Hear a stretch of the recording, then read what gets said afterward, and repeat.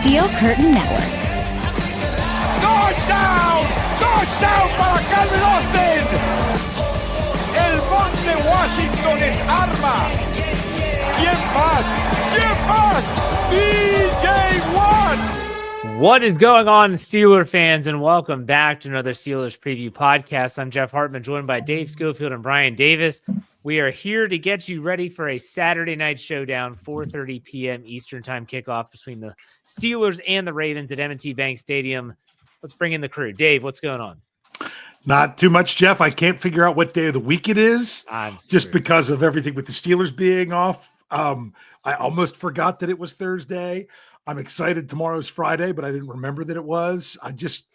And if this week's bad, next week is going to be even worse. But hey, let's sit back and enjoy the ride. Absolutely. Bryan, what's going on? Happy Thursday to you. 6 days away is Christmas. I love it. I love this time of year, and I'm feeling good. But nothing feels better than Ravens week.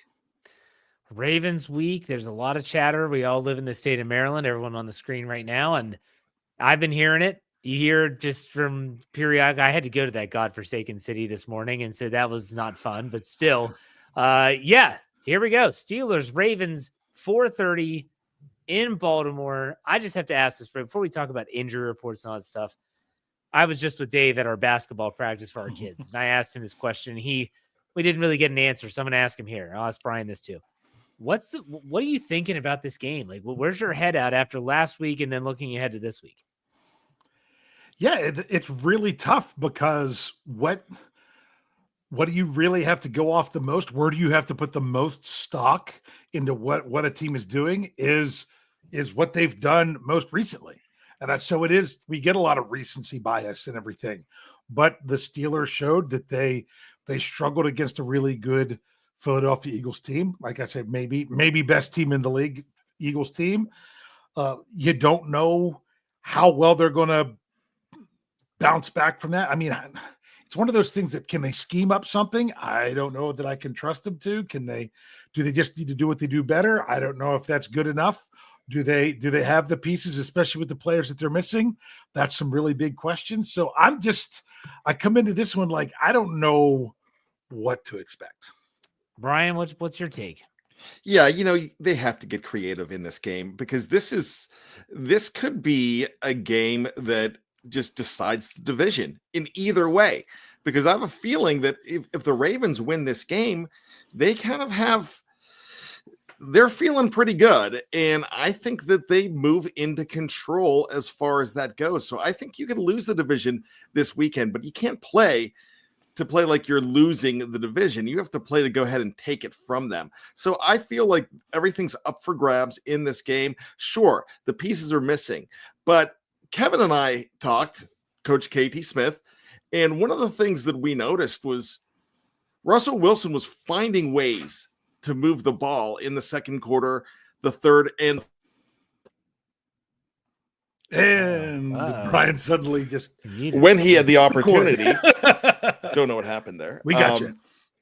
When he had the opportunity. So I just I kind of feel like that they have the pieces. I think that defense that they were just up against, it was just a bad recipe and a bad week. Yeah, it's really tough to wrap your head around the potential or the possibilities coming up in Week 16 in Baltimore.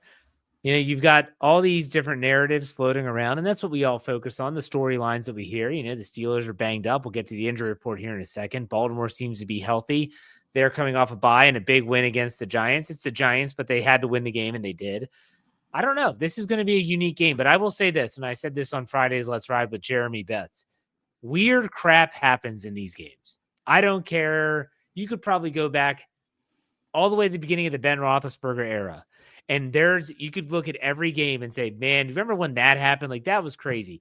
Go back to last season at Acrisure Stadium. Remember at the end of the half when Tyler Linderbaum, the center, snaps the ball, trying to get the Steelers off sides. No one's expecting it. They don't get points. You look at this past game, 18-16 final earlier this season, when Lamar Jackson on a 2-point conversion is just kind of throwing the ball up left-handed. He had nowhere to go. But even the Steelers side of things, you had that awful interception to Marlon Humphrey by Russell Wilson. I guess he was targeting Darnell Washington at the end of, was that the end of the half, Dave? Or you were at the game? I'm pretty sure that was no, I think that was the fourth quarter because they played Renegade right after that. Okay. And it was going away from me. And I knew that the Ravens were coming towards me at the fourth quarter because the 2-point conversion was right in front of me. So yeah, that was the play right before Renegade. And it looked like the Steelers were going to get a touchdown or a field goal to extend the lead. Instead, they turn it. Weird crap happens in these games. It always does.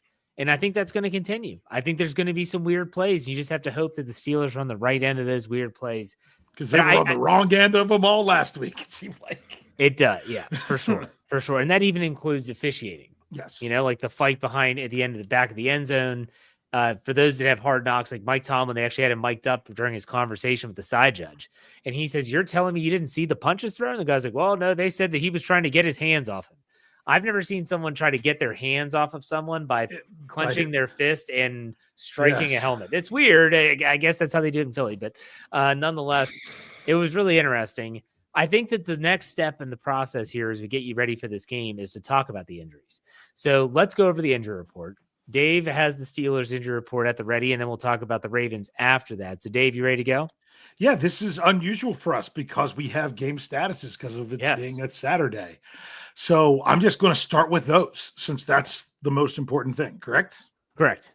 All right, we'll start off. First of all, quarterback Justin Fields out with his abdominal. So no Justin Fields in the game to help seal it like last time. Then you also have wide receiver George Pickens out, hamstring. That's unfortunately the offense hasn't seemed to be the same without him there, and we're going to have more of that this week. Safety Deshaun Elliott, hamstring, doubtful. The Steelers haven't had a player with a doubtful designation that wasn't changed the day before. The day before the game that has ever dressed in as long as I've been doing this job. So unless somehow he gets upgraded on Friday, that's going to be another tough game without Deshaun Elliott, and we saw how that went last week. Then you have cornerback Dante Jackson with his back is questionable.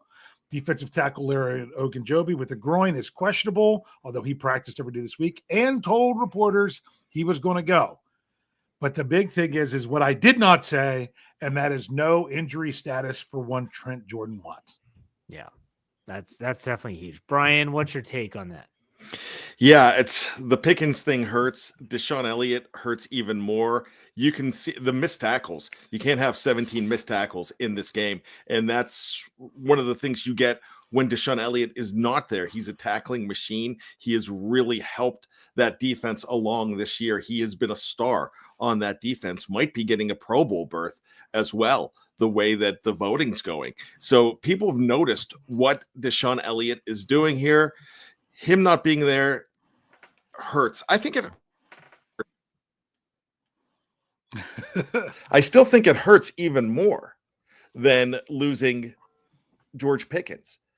I think that's a major thing. I think if they can get creative on the other side of the ball with the receivers, then they're going to be okay. Well, for those that pay attention to beat writers that are at practice, that are able to record the individual portions of practice, meaning they're just warming up and stuff like that, George Pickens and Deshaun Elliott are getting close. Like you watch George Pickens, like he is really starting to test that hamstring. He's not just doing ladder work. They're actually having him do some light sprints on the side of the field, and it's being filmed because they're allowed to film that stuff. It's not like he's standing there with his shiesty hood on and is not doing anything. He's just watching practice. He is getting close. He's just not ready yet. And you can't push him back too early because then you're talking about him missing a playoff game.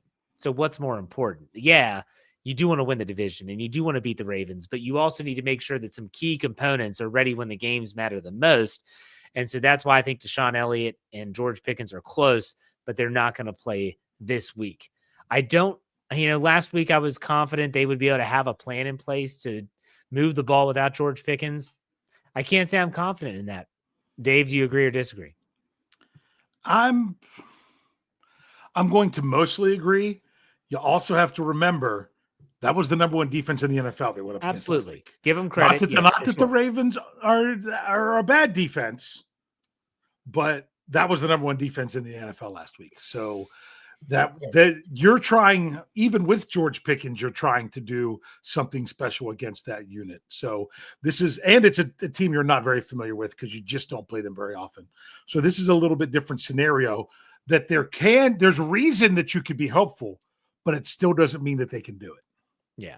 Now, Brian's having looks like some technical difficulties down there. You all right, Brian? My mic keeps going out on me. I don't know if you have an echo on me. I would apologize. That's okay. You're good. If you can hear me right now, I should be fine. Yeah. My only other question before we go to the Baltimore Ravens injury report is TJ Watt. Does not have a status. That's great. I don't think it's going to be natural for him to be considered 100% in the game. He definitely was hampered when he left the Philadelphia Eagles game last week. He even said it himself in his media availability this week. He said, look, we basically had 2 walkthroughs in a light practice. There's not much I was having to do out there in terms of getting myself prepared. Are you comfortable with TJ Watt playing this week? Or do you think that maybe they should be cautious with, maybe we'll call it a snap pitch count? Dave, I'll let you go first. Yeah. And that's the thing. We don't know how much TJ Watt we're going to get. You definitely don't want to see something get worsened by him being out there. But at the same time, the magic number for the North is 2 games. They either need, either 2 Steelers wins or 2 Ravens losses or a combination of both. That's why this game is so important, because you would get both of them in this game. Right. Even if they don't, they still have a magic number of 2 going forward, even if it doesn't work out this week. So I get that he's there. And also the other thing you have to remember, the Steelers have been dressing 5 outside linebackers. So if you're wondering, what happens if TJ can't go? If they're doing it and they see as the game goes that it's not right, it's not that they don't have enough bodies at the position unless somebody else goes down as well.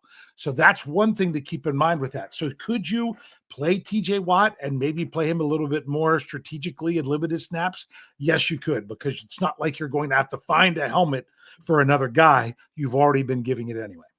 Yeah.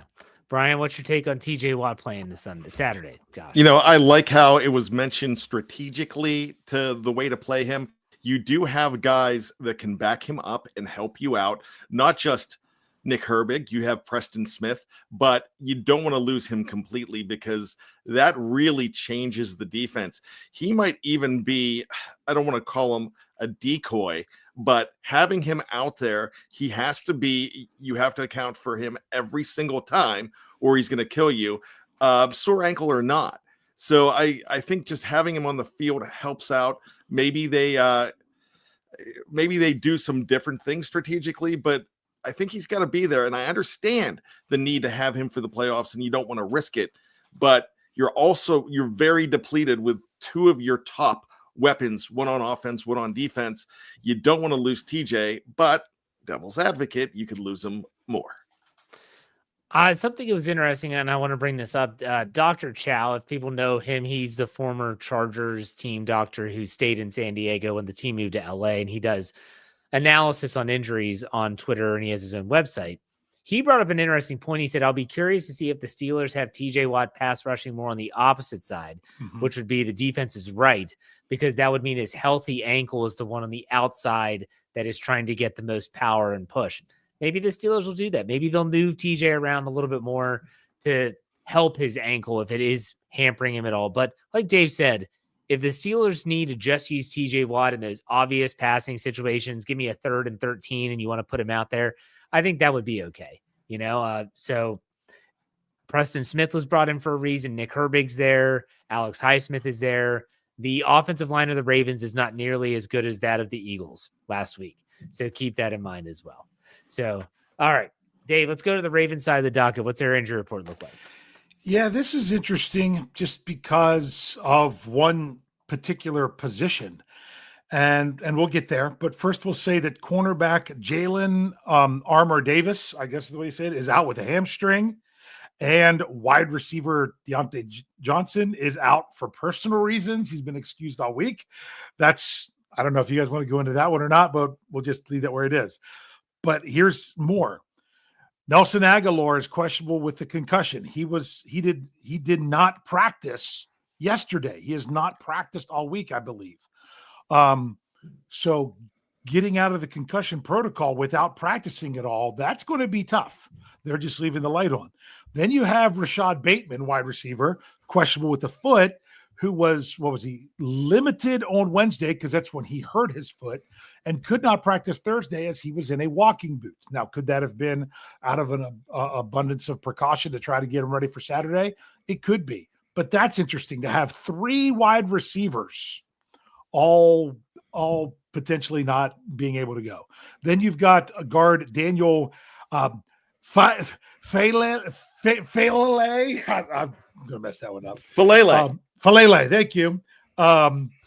Questionable with the knee, and outside linebacker, I always mess his name up too.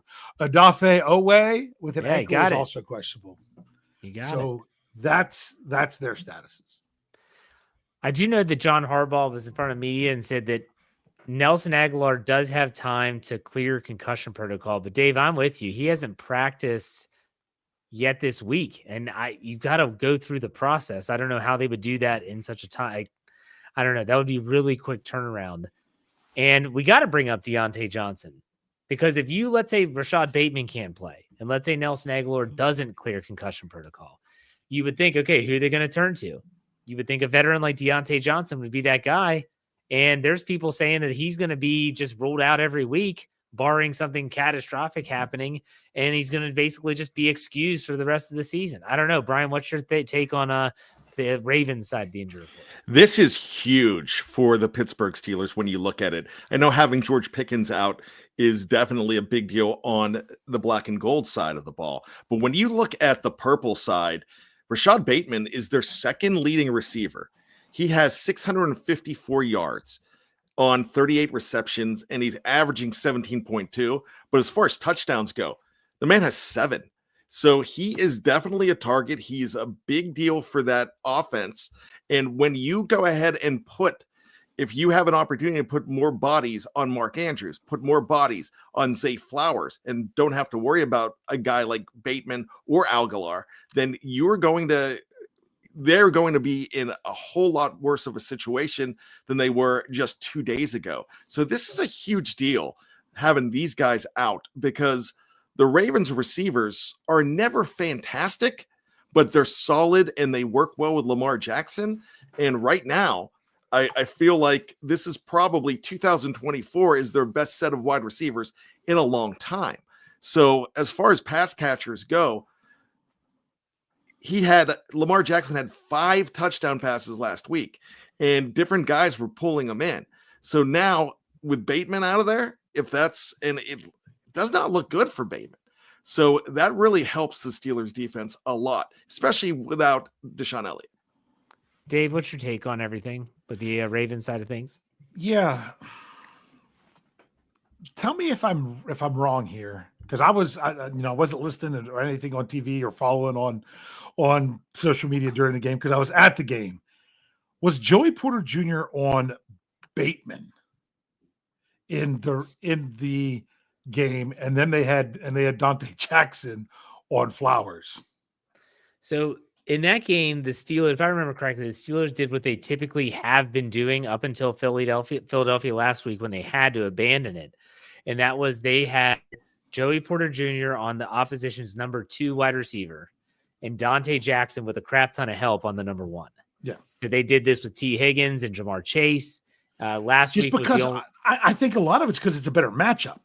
But Bateman was who Joey Porter typically was on. And so that meant Zay Flowers was going up against Dante Jackson. But Zay Flowers also goes in the slot, in which case you're going to have him going up against a Beanie Bishop or a Cam Sutton or someone like that. So, that's kind of how they approached it, if I recall. Yeah, so that's what's interesting, because what happens if you're dealing with they might be down wide receivers, but we don't know what's going on. Who's kind of going back to the Steelers, because we're talking about the whole wide receiver and stuff matchup. Who's going to be the other corner? Is it going to be if it's not Dante Jackson? Oh, James Pierre. It'll be Jimmy Pierre for sure. I think, because Corey Trice was doing a nice job before he got hurt. So he's going to get a helmet if Jackson doesn't go. And I think if Jackson does go, they should get him a helmet. Otherwise, just in case Jackson can't go during the game. Yeah, no, I agree. I agree with that. It's going to be interesting, some of the matchups here and how the Steelers are going to try to approach some of these matchups from a defensive standpoint, especially you talk about Mark Andrews, Isaiah Likely, two very good tight ends for the Ravens. They're still going to be dangerous no matter what. But let's start with Bryan. Bryan, what are some of the storylines, narratives, matchups that you're looking to watch in this game coming up on Saturday? Well, as always, every time that we talk about the Steelers versus the Ravens, I'm talking about who is watching, who is shadowing a guy like Lamar Jackson. Now, one thing that they don't have this week that they did the last time in practice was defender Justin Fields. Now, we joked about that last time. Well, how important he was because he was emulating Lamar Jackson on the scout team. He cannot emulate Lamar Jackson if he's out.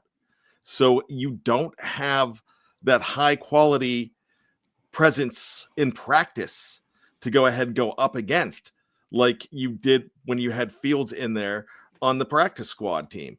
So that's important. So who shadows Lamar Jackson? Who stops him? Now, I know the narrative. We talk about this a lot. The record, Lamar Jackson's record against the Steelers. But you can't count on that because he has an opportunity to break out no matter what the team it is. And, he's had success in different series with the Steelers, but things just went wrong for him as well. So how do they keep him under control?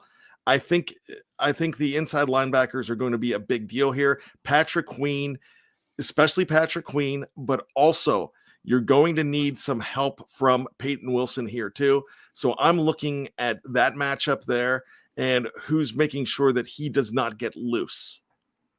It's a good point. Good point. Dave, what about you? What are the storylines, matchups, or narratives you're looking to watch? Yeah, I'm going to say that Bryan's spot on with talking about Lamar Jackson because it's one of those things that Jeff was saying about Philly last week going in. Eventually the streak's going to come to an end. You keep saying about, hey, the Steelers have won now, 21 regular season home games against the Browns. Eventually that's going to end. Is eventually Lamar Jackson going to finally put up a victory against the Steelers since the last time he did was in 2019 against starting Mason Rudolph and playing the rest of the game Duck Hodges? Because even in that game when they won, it was his lowest passing total of any game since. So will he eventually get off the schneid? Because at the same time, you're also looking at what else I was going to say is you can't downplay Derrick Henry just because he wasn't the one that was the really big bust out guy last week. I know I paid all that money to put him in my daily fantasy lineup against the Giants, and then they basically didn't use him. But so you're thinking, Lamar, 5 touchdowns, all that other stuff. But you've got to realize that it's also about Derrick Henry, who also has never beaten the Steelers and has never rushed for more than 75 yards against the Steelers. So it's kind of those two are mainly the guys. And the question are, at what point will they get that breakout game against the Steelers? And if they both get it together, then you kind of got to look out. I think last week's game was a great springboard into this one. Not that they won, but the preparation. You're having to prepare for a mobile quarterback last week with Jalen Hurts. You're having to prepare for an elite running back in Saquon Barkley. You're going to have to prepare for a dual threat passing attack on defense. The defense should not have to rewrite the playbook this week after they played the Philadelphia Eagles last week, but I'm going to go to the offensive side of the ball. How are the Steelers going to move the football? The Baltimore Ravens are still a top 5 rush defense. They're a top 10 defense overall, I believe, in terms of yards. And their passing defense, a lot of their early season struggles have improved in the last 5 or so games. So since I think it's Dean Pease, the old coordinator, came back and has been helping Zach Orr out, the defense has slowly started to pick up steam.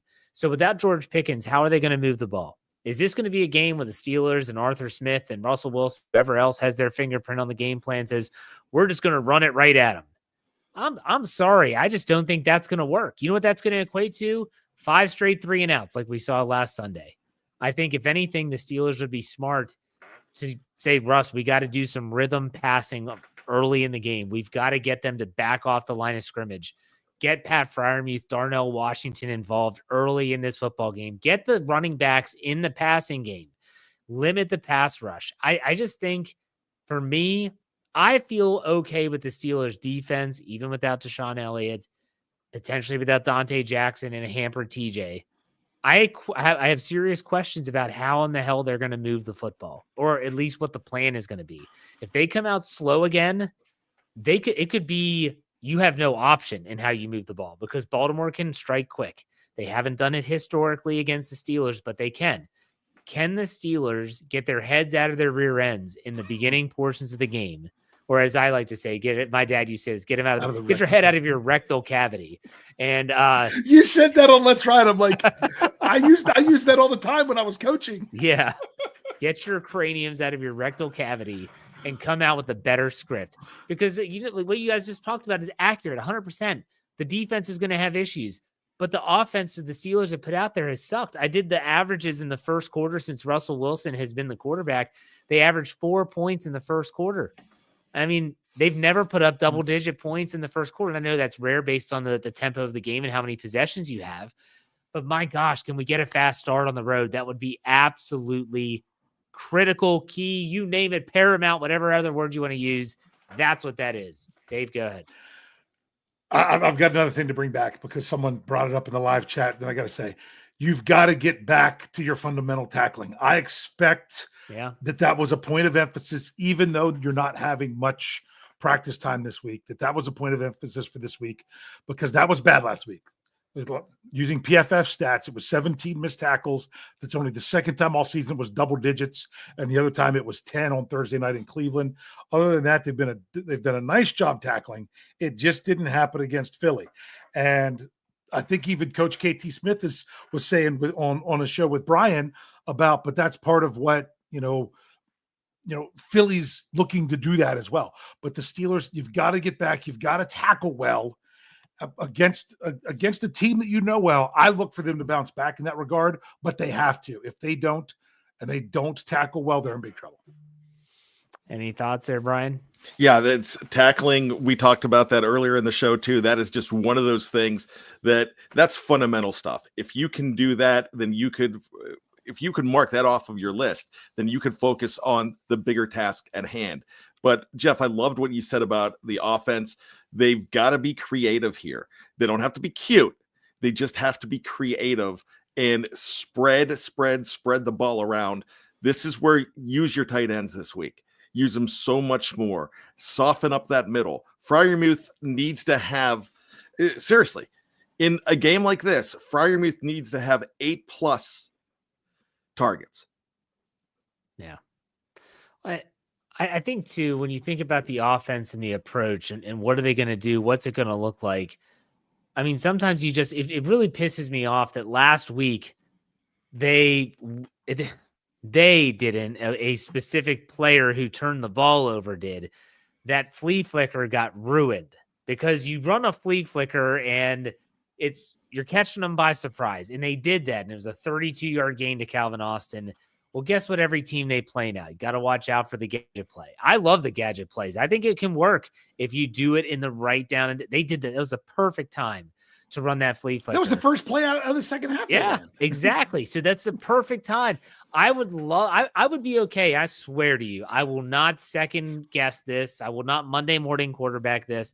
If the Steelers run a gadget play early in this game to catch the Ravens in an overly aggressive nature on defense, I'll be fine with it, even if it doesn't work, because I think you have to keep them on their heels. You have to do something, like Bryan said, get creative. So this is going to be interesting. Dave, any final thoughts here? Yeah, I just really don't know what to expect. I'm like, oh, are they going to be really aggressive? Oh, are they going to do this? I don't I don't know. There's so many times where I've thought the Steelers' game plan going into it, and we know who's responsible for the game plans, just to put that out there, that their game plan was going to be more aggressive, and then it was the exact opposite. Yeah. Or that I'm like, oh, the game plan is that you've got to come out and start fast. My goodness, they specifically did that against Washington, where they won the toss and took the friggin' football and did nothing. 3-and-out. So to me, even when you're like, oh, they're really going to make sure that they're doing this, then you can't always trust that that's really what's going to happen. Bryan, any final thoughts here? Yeah, that he's absolutely right. But the bottom line to everything is just the preparation this week. You lose one game, sure. But the preparation this week still, 1 week. Okay, I don't know what I'm saying. You lose 1 day of preparation. That's what I'm trying to say. Lose 1 day of preparation should not matter. Just be completely focused. Don't do just all these walkthroughs. Just play like this is a playoff game. And I know they're already in the playoffs. I understand that. But seeding is so much more, because somebody in the live chat said you could be one in Buffalo and done if you don't win this division. So the major goal is, I don't even know if they celebrated last week. I hope they didn't. But what I'm looking at here is, don't celebrate that. You're winning. Your goal is to win the North first. And that's the bottom line to it. You're gonna do so much better in the playoffs with a home game. So really, the preparation has to be for a playoff. This is balls out this week. Yeah, I mean, you think about the checklist. It would be make the postseason, win the division, get the highest seed possible. Then when you get in, it's win a playoff game, move on. We all know that. They've checked off one of those boxes. They've clinched a playoff spot. Now you got to win your division. Let's see what the highest seed you can get in the AFC. And by the way, Brian Brown asked if Jalen Warren was in on the flea flicker. Yes, he got the handoff, turned and pitched it back to Russell Wilson, who then connected with Calvin Austin. And like I said, if he gets that out there just a little bit farther. Now you didn't want to overthrow. Yeah, you didn't, because you had overthrown a Pat Freiermuth earlier in the game. But I just think about if he catches that on the run. That was the matchup. They got him on a linebacker, and they took advantage of it. And if you get it on a run, the linebacker's not going to catch him. Yeah, so, but if you ask Russell Wilson, if you looked at, he was in trail, so he sees his nameplate. He's thinking, if I just put it near him and Calvin fights for the ball, it's a defensive pass interference. The dude's not even turning around. So he's just like flailing his arms and he's running into him. It turns out he catches the ball. I guarantee you he saw that was like, the worst case scenario here, it's a pass interference. So I don't know. And honestly, people that are down on the Steelers offense, I'm down on the Steelers offense, because if you all listen to Pittsburgh Standard Time, if you cut the game into 20-minute segments, the Steelers dominated the middle 20. I don't know, dominated, but they won it for sure. And they were right on the cusp at the end of that 20 minutes of tying the game. And then it all fell apart for the last 20 minutes. And that's what was so bad, is that it was one of those games where it was only 20 minutes out of 60. Normally we're getting 40. We're not getting anything for the first 20, and then we're getting for the last 40. But they didn't have it this past week. But I'm not down on the offense as much, because the offense was moving the ball. Take your eye off the ball for a second, fumble. Offense was moving the ball. Questionable penalty that sets you back 15 yards, and it holds you up. Who knows what the offense would have done with another chance? They just didn't get it. All right. But that was a trip, 15-yarder, right? Zach Frazier trip. Yeah. Bryan, anything else? Are we good? We take a break and we come back, do some over-under? Let's break and let's, I'm ready for over-under. All right. Very good. We're going to take a quick break. If you're watching live on any platform, we're not going anywhere. If you're listening on the audio side, we'll be right back after a word from our sponsors. All right, Steeler fans, we are back. Thank you for being patient. It is time for everyone's favorite half of the show. It's the second half. We do over-under. We do score predictions. We do a trip down memory lane. And, of course, we do Steelers trivia. But let's talk about recapping our over-unders from last week. I look at these right after the game and can never remember what I even picked. So, Dave, I don't know. How did we do? Well, how did we do? It was a mixed bag. Well, let's just say this. none of us got a point on the spread or the over under. None of us. Jeff, I would have loved your honestly. If I'm pretty sure that if the Eagles don't tush push and take that field goal in field goal range, and the Steelers don't score to finish the game, you'd have got your push. Because that's what you took with your score prediction last week. And unfortunately, none of us got that. I had everything calculated. I just forgot to total it up. So, but I came out on top last week, which is good because I'm the one who needs to catch up. So I'm starting to catch up a little bit, but not nearly as much as I need to with one Bryan Anthony Davis, because I got 4, Bryan got 3, and Jeff got 2. Which now means Jeff and I are tied with 41 and Bryan's still out in front with 48. Nice. So if you want to know what we actually got right last week, we all got right the under on the takeaways because we even said 2 and they got 2, which was actually pretty good. The sacks, they were under. Jeff took the over. Bryan took the over. We all took the over on the passing yards. We were never close on that. Bryan got the under on the rushing yards. And then I got the under on the Boswell field goals and Jeff and I got the unders on Philly's rushing yards being under 135.5. It was like 134. No, it was 131. Like oh, was it? Because you forget they took a knee. Oh, okay. All right. Yeah, that was a good line, Jeff. It was there. Yeah. All right. We're going in a different direction. Less team stuff today. We're talking individuals except for one. We'll talk about that the last one. Are you guys ready? Ready. All right, let's start off. Someone that Bryan brought up earlier in the show, Pat Fryermuth. Pat Fryermuth receiving yards. I've got this line at 40.5. Bryan over under. I am going to say over. I think it has to be if they have any chance in this game. And I think they have a chance in this game. So let's go ahead and say Pat is going to have about 50 to 60. Okay, Dave. I wasn't quite ready. What was the number? 40.5. 40.5, and Bryan says over. I've been burnt on Fryermuth too much. I tell you though, if he catches one more touchdown this year, I win over $100 because I took him for seven. I did a small bet for him getting 5 touchdowns, and then I took what I would win for that bet, and then bet it what that amount would have been for 7 touchdowns. So I'm like, if he gets 5, then it's a wash. But if he gets 7, I do pretty good. But I think he might even find the end zone, but I'm not trusting the yards there. I'm going to go the under, and I hope I'm wrong. I think it's going to be close to 40, but he's been close to 40 all season. I don't think he goes over. I think it's under. Hey, I hope Bryan's right. I hope he has 80. Give him a freaking 100. I'd love it. I would love for Bryan to open up more of a lead with that one. Yes. Yep. Yeah, and I want those touchdowns too. I'm just going to throw this in, fellas. He has 6. The record for tight ends in the history of the Pittsburgh Steelers is 8. And it's Heath Miller. He has an opportunity to break that record this year. And I think the Steelers need him to break that record this year. They need him right now. Didn't Pat have 7 in his rookie year? Yeah. Yeah. So he was close his rookie year with Ben. All right, let's go to the next one. Najee Harris rushing yards. 60.5, 60.5. Bryan over under. You're muted. I got to go ahead and go with under. Okay. I'm just not feeling it right now with this rush defense too. They stop rush. If I'm not mistaken, or am I mixing them up with somebody else?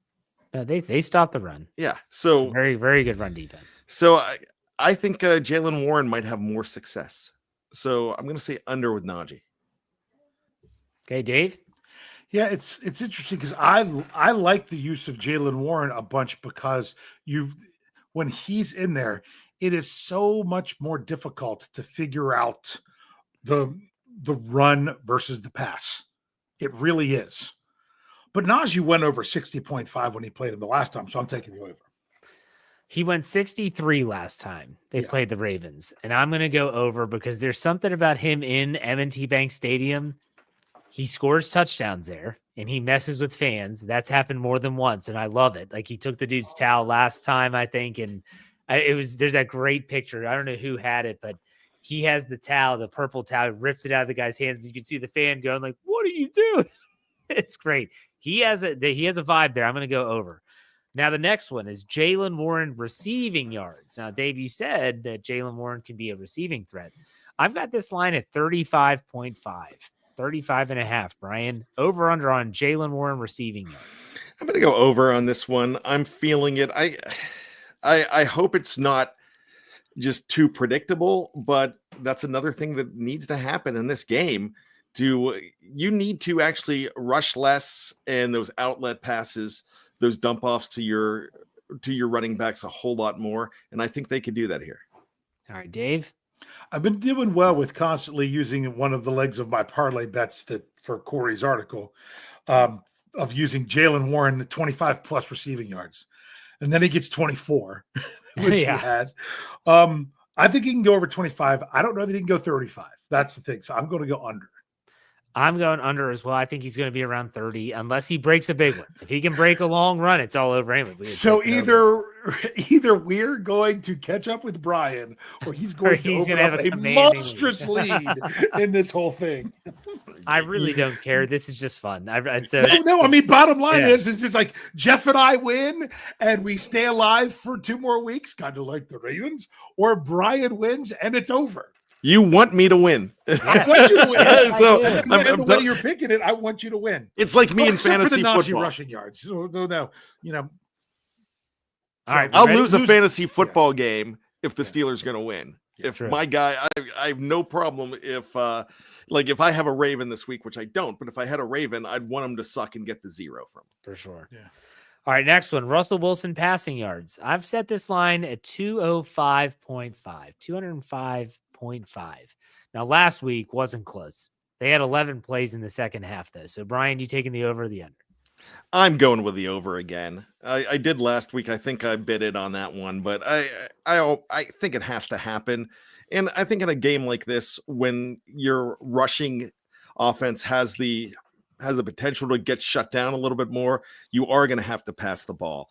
And I'm not worried about the lack of George Pickens here. I'm worried about the lack of creativity. So if they can get creative, like we talked earlier, and you use the Washingtons and the Freiermuths and even a Connor Hayward, you use some guys that you don't typically use. You get 25 from Ben Skoranek. You can go ahead and be way past 205 in this game if you have to be throwing it up. All right, Dave, over under. Okay, I got to make sure because I was writing down his pick of being over, of getting and writing down what it was. It was 205.5? That's correct. Okay, just wanted to verify that I had it right. I'm going to go with Bryan this time. I'm going to say over just because that's what I want to see. I'm going to go west with it. I think that this is, if I were drawing up a game plan, it would be let's air it out. Russell Wilson's been there, done that. He's that type of quarterback. Now, it would be great if you had Pickens, and it would be an easy over if you did, but you don't. So I'm going to go over as well. So we all take the over on Russell Wilson at 205.5. Next one, Chris Boswell field goals. He had 6 of them last time they played the Ravens. I'm just going to set the line at a modest 2.5, though. Brian, over or under? He gets field goals against the Ravens, so I think 3 is easy for me. Okay. So you're taking the over. Over. Dave?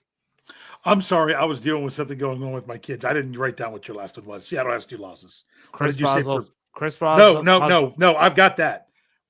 Your pick was for Russell over. Passing yards. Over. Okay, so we were all over. Gotcha. Yes. So Bryan went over for Boswell. You know what? I'm going over as well this time. I've been doing the under with him, and it's been working for me. But this time, honestly, it would be better if he doesn't. It would be better if they find the friggin' touchdown zone, which they didn't do last time. But for this time, I'm going to go over. I, too, am going over because I'm looking at my score prediction, and it would be more than that. Yeah. So I've got the over. All right, last one here. The Ravens have not turned the ball over a lot, but we've heard this a lot this season, that a team hasn't had a lot of turnovers, and yet the Steelers find a way to turn the ball over. Take the ball away, I should say. So let's go with Pittsburgh Steelers takeaways. I've got the line at a modest 1.5. Brian, what say you? I'm actually going to go, my goodness, I'm going to go over here. Lamar finds a way to cough it up somehow against the Steelers. So you're going over, you said? Let's go over. Okay. All right, Dave? You know what? I hate to now suddenly start agreeing with him, but I'm going over as well because, yes, the Ravens have not turned the ball over very much. They do not have more than one turnover in any game except in Pittsburgh, where they had 3. Yeah. So I'm like, is it something that's just the Steelers find a way to do it, or do the Ravens break it? I think that could be, obviously the score is the most telling stat. That could be one of the most telling stats of this game. Does Baltimore turn it over more than one time? So I'm hoping they do. So I'm going over. I'm hoping they do as well. So I'll take the over. That's boring. The last 3 we all agree on. So we'll see how the first 3 go. That's all about that first 3, baby. That's right. That's right. And someone asked in the live chat what the weather's supposed to be like in Baltimore. I can only speak for where I am in Maryland. I haven't looked at the Baltimore forecast. It's supposed to be cold. Cold. Yeah, like a high not cold 30. like Pittsburgh would have been cold. I think No. Pittsburgh's supposed to be like single digits on Saturday or something like that. But it's like a high of 32, so it's gonna be around freezing, but no precipitation. Should be dry, so we'll see. But, all right, let's do some score predictions. Currently, I checked right before we went on the air. The Steelers are getting 6.5 points on the road with an over/under of 45 points. 45. All right. Okay. See, once again, you had me checking the weather and I didn't write it down because then I got high of 38 winds at 15 to 25 mile an hour, higher wind gust possible. Okay. So that's so 6.5. Steelers are getting 6.5, Dave, with an over under of 45. Brian Davis, what's your score prediction? I've got to change my score prediction because I don't want to be at 45. Same here. So in the same boat.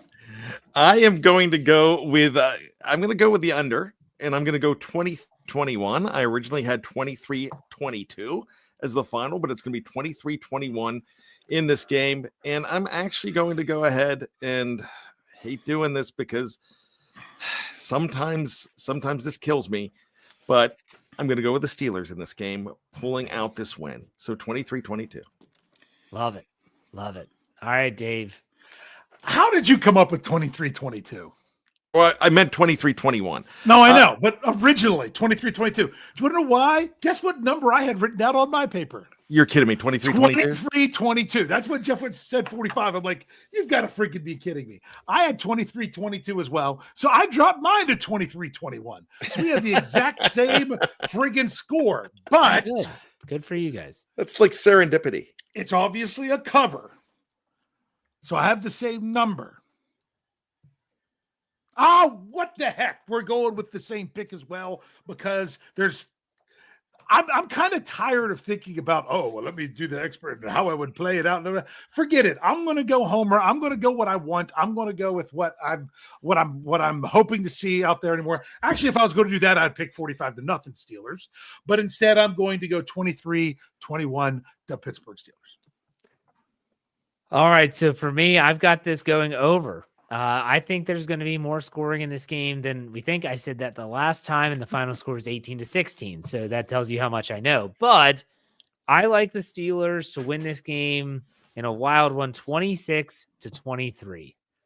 Anyone that takes the Ravens to cover 6.5, like the history of this matchup doesn't say that that's the way to go.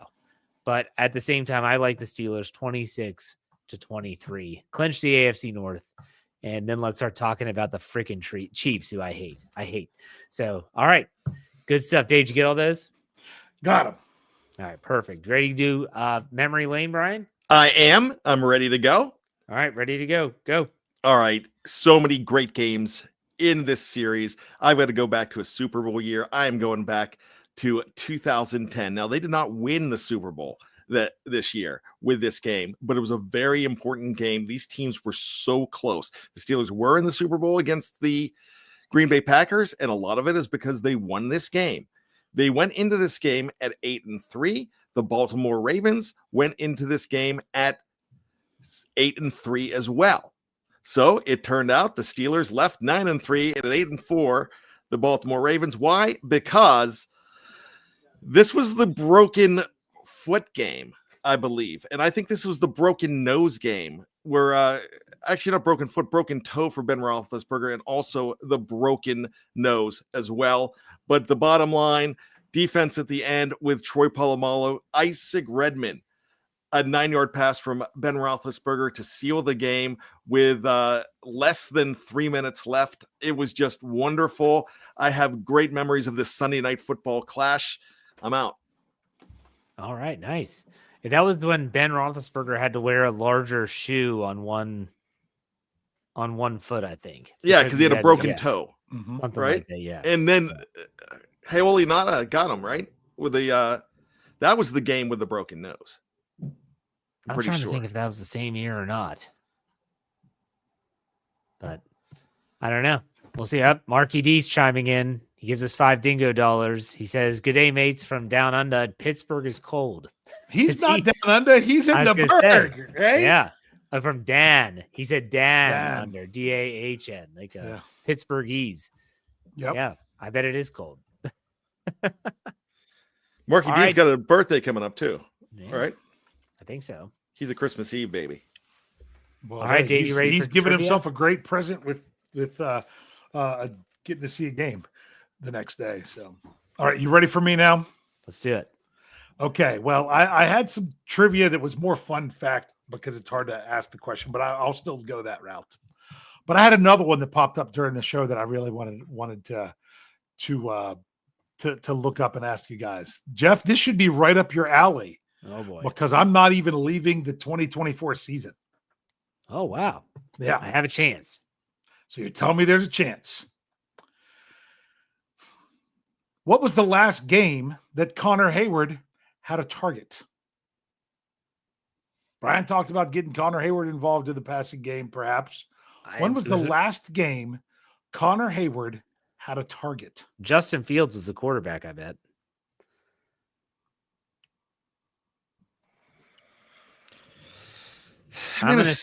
Go ahead, Jeff. I'm going to say week 1 at Atlanta. I'm going to go ahead and say week 4 at Indianapolis. Guys, he had a touchdown in week 5. I was going to say week 5. But it's not week 5. It was actually week 6. He had one catch for 4 yards against the Raiders. But yeah, he had a touchdown catch against Dallas. And then after that game, he's had one target since.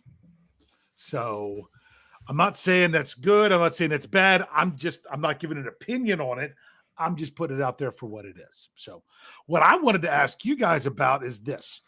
You know, sometimes Jeff knows this, and I talked a little bit about it on Pittsburgh Standard Time this morning, is that sometimes I don't like to get into team rankings until you're at least going into week 4, but usually I like to, conclude week 4 to really get an understanding of getting the right size data. Jeff was even talking about me saying about you got to get more data. But now we're so late in the season, sometimes that data at the very beginning is not really reflective of things later on. And here's my question. The Baltimore Ravens, they're known this season for their run defense, that they're really, really up there in run defense. Do you guys remember what they're ranked in run defense? Probably second or third. They are second. Hold on. Sorry. That was run offense. They're second. Run defense. They are first. Oh.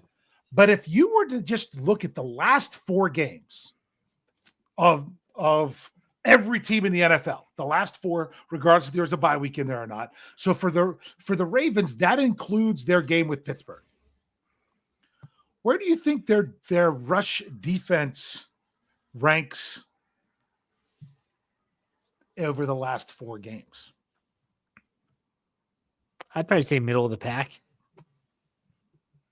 Yeah, I'm going to say 12. You're very close, Bryan.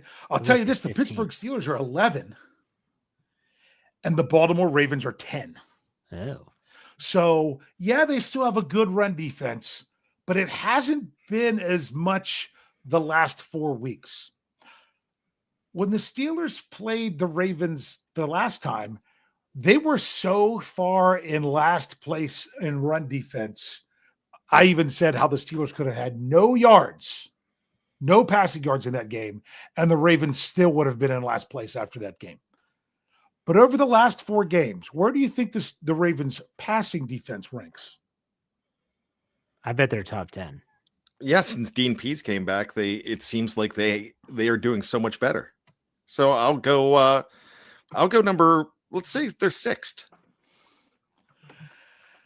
How about 2nd? Gee. So I know that people are like, oh, they got a bad pass defense. Not anymore. Sometimes you have to look at, when did they right the ship? And they did, going into Pittsburgh, where they're passed on that mini buy. Everything changed with their mini buy, and yeah, they had another buy in there as well when it came to their pass defense. So if you're looking at that narrative of, oh, they've got to throw the ball against this bad pass defense, this is not the trend of them right now. They are actually now better against the pass than they are against the run. Who'd they play in those last games? They played Philly. They played Philly before the break. They played the Giants after the break. They played the Steelers. Yeah. And they played the Chargers.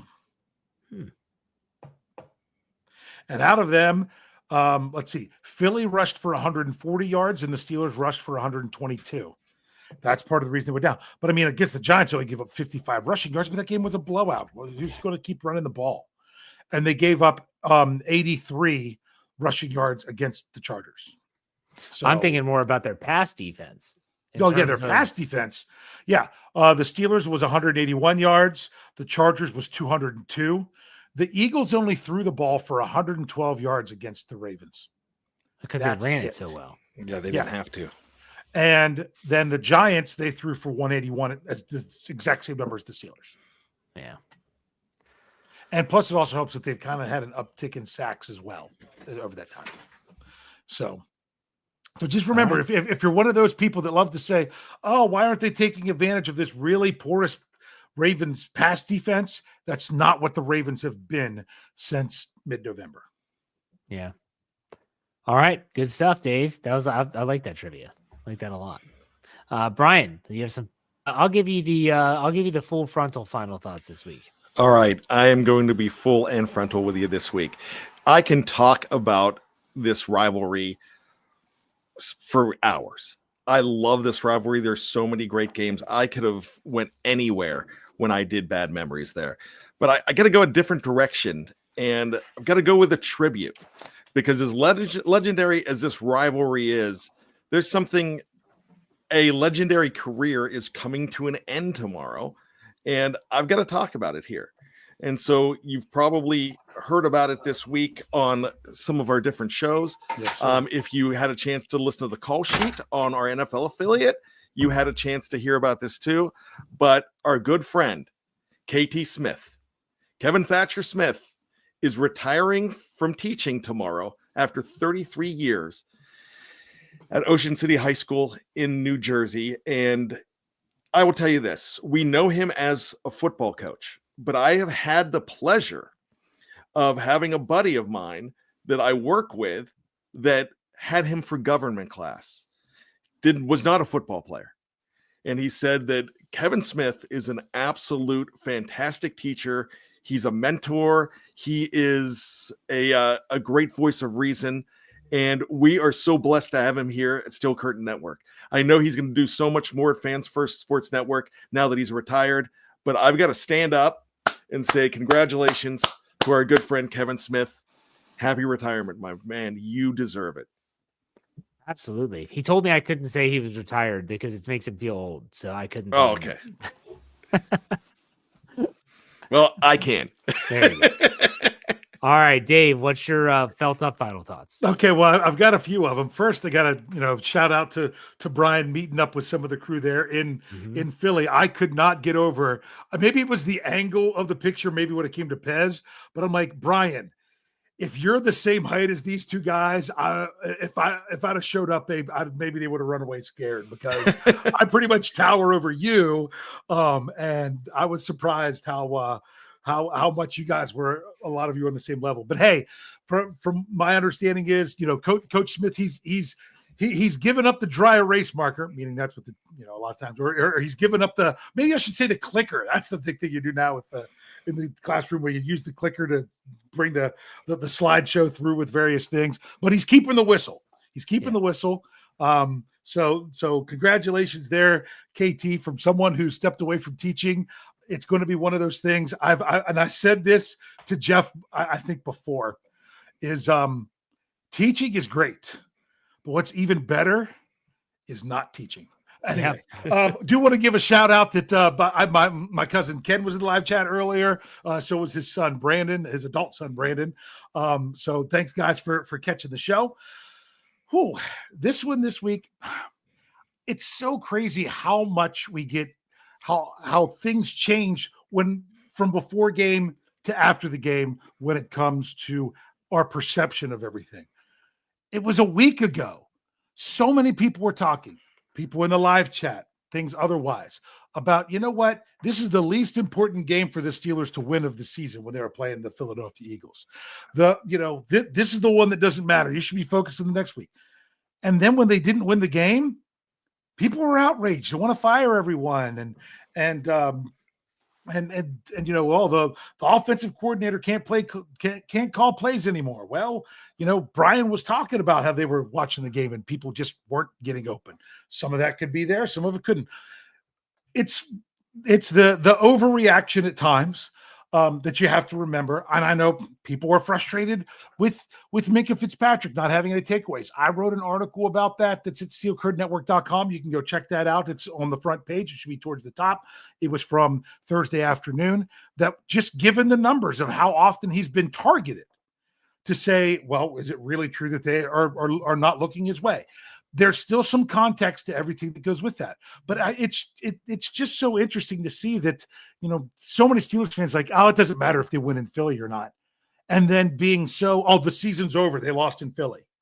It's just, I can't believe that you're looking at it one way and you can just swing back the other way so fast. You know what the Steelers have to do now? Swing it back the other way. Go in there and take care of business in Baltimore. It's not that I'm expecting it. I'm just overly desiring it. And that's why I'm excited and ready to hopefully see that on Sunday. And people are like, well, what about this problem? What about that problem? How are they going to deal with no Pickens? How are they going to handle, what if TJ Watt's a no-go? No Deshaun Elliott. How are they going to handle Lamar? What if this, you know what? I don't know. I don't have any of the answers. All I know is that somehow the Steelers have managed to go into Baltimore the last 4 times and get victories. So I can't explain it. If they do, I can't tell you now anything that would make you feel better about why they should. But you know what? I'm going to be cheering hard for them to do it. Amen. You guys said it well. Congratulations on a great career to Coach Kevin Smith. I gave him a shout out on Let's Ride tomorrow morning as well. So make sure y'all check that out. And that's a good reminder to check out all of our podcasts. Dave mentioned Pittsburgh Standard Time. The Here We Go Steelers Show with Bryan and Coach KT Smith is only on our audio only feed. So if you're listening to this on YouTube or watching us on YouTube, go check us out wherever you get your podcast by searching Steel Curtain Network. Check out all of the podcasts. It's good stuff. We're going to have a little bit of an altered schedule. We'll talk about that over the weekend, probably after the show, after the game on Saturday. We'll get you the lineup. The Steelers preview is going to be Tuesday next week instead of after the game or whatever. We'll be here no matter what. We'll actually get a show between now and the next game, even though it's less than a week away.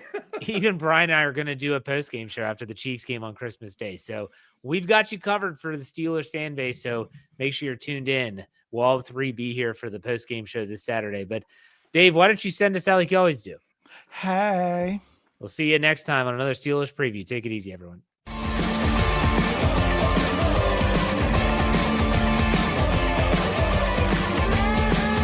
Steel Curtain Network. Get it. Everybody else gets a little tight.